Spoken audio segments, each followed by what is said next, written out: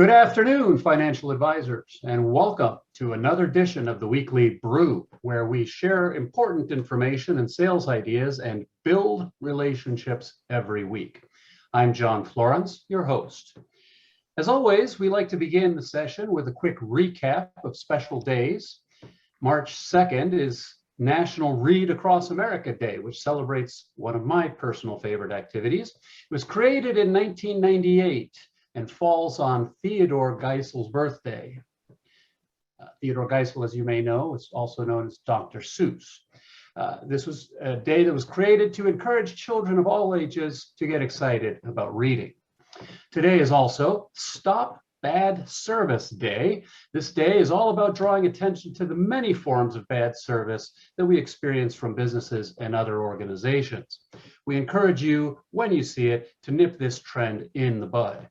Here at E4 Insurance Services, we are all about great service, so much so that we've actually included the word services in our name. Lastly, today is National Old Stuff Day, where people across the country are encouraged to clean out their closets and garages and declutter their lives and possibly rediscover old forgotten treasures, which is why I am your host today. On today's BREW, as part of E4's exclusive series, we are joined by E4's very own Bill Anderson. Bill is one of our wealth strategists here at E4 who works closely with advisors to help them with advanced planning concepts that create better financial and emotional outcomes for their wealthiest and most successful clients. Today, Bill's going to be sharing two ideas with us, the Annuity Max and the IRA Max concepts. Before I hand the mic over, I'd like to remind you all that today's BREW is being recorded, as are all BREWs, and you will be able to find this and all previous recordings of the BREW on our website, as well as on our E4 Insurance Services YouTube channel. Keep an eye on the chat box where we will be posting periodic messages to you and where you can post any questions you may have for Bill during or after his presentation. As usual, we'll be doing a drawing after today's presentation for the attendees for a Starbucks gift card as well as a CE voucher card. Bill, I'd like to welcome you today to the BREW. I'm going to hand it over to you and tell you that the floor is yours. Take it away. Thank you, John. I appreciate that. All that stuff in my garage is going to stay there for at least another month and a half until it warms up. Today, we are going to talk about non-qualified annuities and a concept called non-qualified annuity maximization. And what it really is the question for your clients is, what do you do with old non-qualified deferred annuities where the client doesn't need or want the income, right? So they're financially doing fine. They may have saved this money for some point down the road. Maybe it had an income guarantee attached to it. And today they're sitting there looking at it going, I probably don't really need this. Well, let's talk about deferred annuities. And in our picture here on the screen, you've got your principal, your base is paid in. And then of course you've got the gain. Can you spot the problem? And because John is throwing a couple corny things out there, I'm going to run with that flow today. So what is the problem here?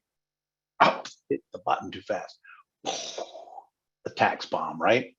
So what do we do with that tax bomb if they really don't need this money? It's called Annuity Max. So what we do is we take an existing annuity, we 1035 that over to a single premium immediate annuity, or we could do an income stream if the existing annuity allows it to be spread out as an annuitization.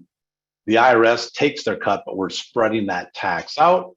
We're then putting the rest of the money inside of a life insurance contract with the beneficiaries, your heirs, your client's heirs, having the real bang for the buck, if you will, a serious increase. So one thing I do want to share with you here at E4, we've got compliant approved consumer client materials. For my friends that are on the call from Wells Fargo, you guys have those and your materials look very similar to ours because they're pretty much industry materials, right? So I'm showing you on the screen here, it's Annuity Max, and we're not going to go through the analysis per se, what it looks like. I'm just giving you a picture, a snapshot of the different pages. But what I do want to point out is the last page, the analytics for all of us advisor types out there. If you're using Money Guide Pro, if you're using Envision, if you're using eMoney and all the other financial planning software out there, this report comes alongside your financial plan and it all melds together. They will be the same numbers because it's simply math. So let's take a look at this situation. Our client is Dorothy Gale. She's 67 years of age. She put $260,000 into a fixed annuity a number of years ago. Today it's worth $396,000. Her interest rate is 4.5%. Pretty good in today's world, right? Her income tax bracket is 21%. Her beneficiaries, 35%. What we're doing in that, put it over into the single premium immediate annuity, it's going to give us $80,809 income per year. After tax, that's going to be $74,759. And again, we're going to do that over a 5-year period of time.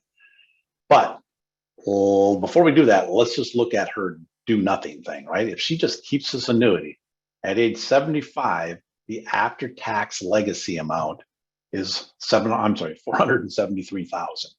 At age 80, it's grown to $567,000.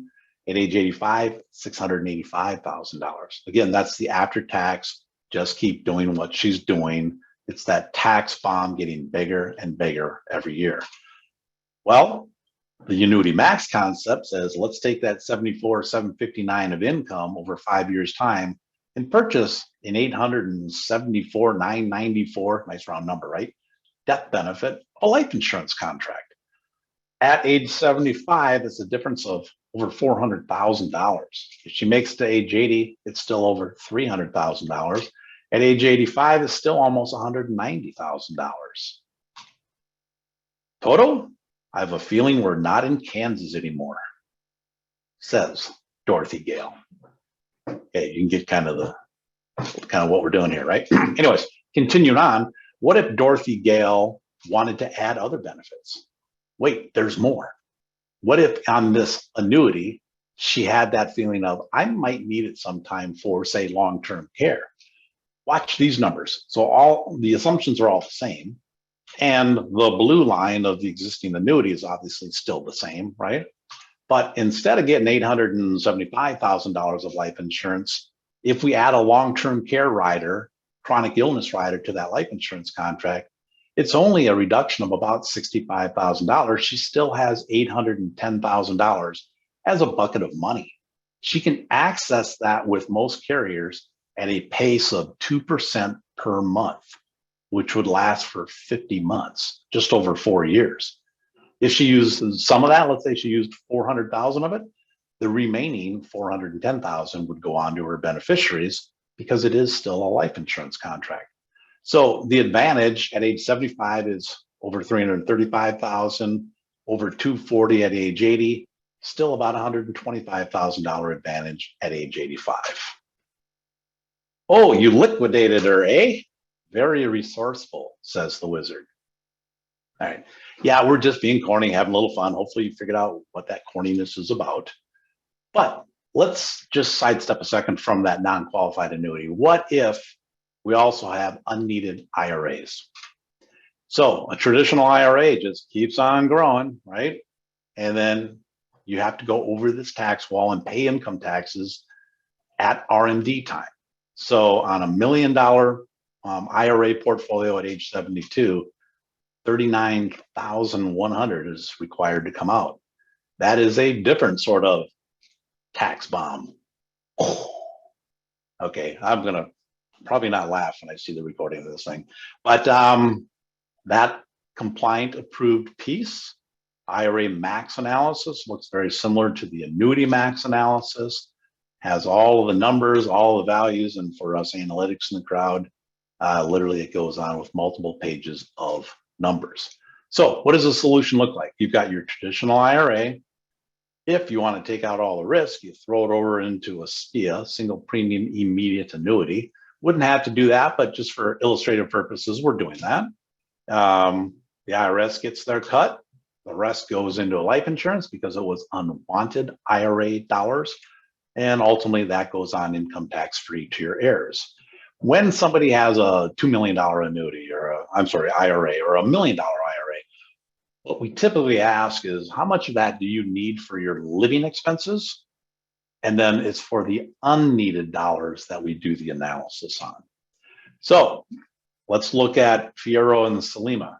Now, John will let you know if you need to know how that really gets to the Wizard of Oz. He has shared it with me, and it's pretty funny. But on $1 million IRA, 71 years of age, earning 6%, 35% tax bracket for the IRA the consumer, and the same for their beneficiaries. If we spread that out over a 10-year period of time, it's going to be 83,310 of premium that you could put into basically a non-taxable portfolio, right? I'm sorry, let me step back. The blue line is doing nothing, taking your RMDs only. This is the net after tax, not taking advantage of the Secure Act, stretching up to 10 years, just saying lump sum, age 80, 85, 90, excuse me. With the life insurance, we're actually buying a $2.8 million life insurance contract off of that 83,310 premium over 10 years time. Keep in mind, the cash value will be very close to premiums paid in that 10-year period of time. But look at the leverage. At age 80, 1.8 million. This is a survivor life insurance contract, by the way. 1.5 million almost at age 85, age 90, still over $1 million advantage. So is there, this is way better than flying monkeys, says Bach. Now we're getting deep into Wizard of Oz, right? So how do we identify people? Where do you go into your book of business? Old annuities with stale or unused benefits. How many of your clients bought that old MetLife Investors or AXA VA product years ago with the living benefit riders, right? And they're now out there 15 plus years later, and they don't need the income. They're not turning the income on, but they're paying 50, 60 basis points for that rider that they're not using. Awesome products to look at for this sort of strategy. Clients usually in their 60s, 70s, early 80s, if it's a survivor, husband and wife, with portfolio sustainable lifestyle, meaning they don't need the money, right? We do need them. Oh, sorry. They may also have a legacy inclination, possibly charitable inclination. That could be a client that is identifiable, and they need to be in reasonably good health. What I mean by that is on a husband and a wife, we need one of them to be in reasonably good health, usually late 70s, early 80s, or younger, as you're trying to figure out what clients this might make sense for. So also could be clients looking for a long-term care solution. The way we illustrated that on the Annuity Max, we didn't show that on the IRA Max concept that we peaked at, but you know what? It goes on those sorts of contracts as well. And then to end the corniness of our conversation today, there's no place like home. There's no place like home, says Dorothy. We say there's no place like home, E4 Insurance Services. We really appreciate all of you that have chosen us to work with, and we just thank you. We're very grateful for that. And if you're looking at this on a recording later, please look us up. We would love to be of assistance for you. Call to action, you can identify or reach out to me or any of my partners. Some are on this call. Hopefully you've got their contact information, but if not, we've got a phone line and a general email that we can connect the dots, you to us. So that's the presentation today. You may have some questions, you may not. John, I'm going to hand it back over to you. Thanks, Bill. And we'll pause for a few moments to see if there are any questions that come in from the audience. In the meantime, I want to thank you for your time and for your service and the things that you're doing for your clients. I think this is a great share. In all my years working in this industry, I think it's almost impossible not to run across people that could use an idea like this in one of those two formats, whether it's the unused IRAs or the old annuities that are truly becoming problematic for some people. Just waiting for a couple more minutes here just to see if anybody dials in with a question. But I've come across a number of these cases before. Most recently, within the last year, I've seen some advisors that had old deferred annuities with $800,000 and more of gains. And as we know, that becomes really problematic for the beneficiaries down the line. And either one of these solutions is a great way to be able to alleviate a lot of the tax concerns and get some leverage that you might not be able to get otherwise from the traditional approaches to how we do things. Well, looking out and seeing that there are no further questions for Bill today, Bill, I'm going to ask you to pick a number between 1 and 20. Number 9, please. Number 9. Number 9 is Cassie Corbin, and she's today's winner. Thank you, Cassie. Thanks for being on the call today.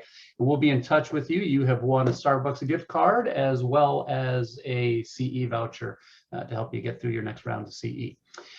Please join us next week for the BREW. We'll be welcoming Chris Regioni from North American Insurance, who's going to be giving us some of the latest and greatest updates from that wonderful firm that we work very closely with. Until then, we'll see you next time on the BREW. Thanks for joining.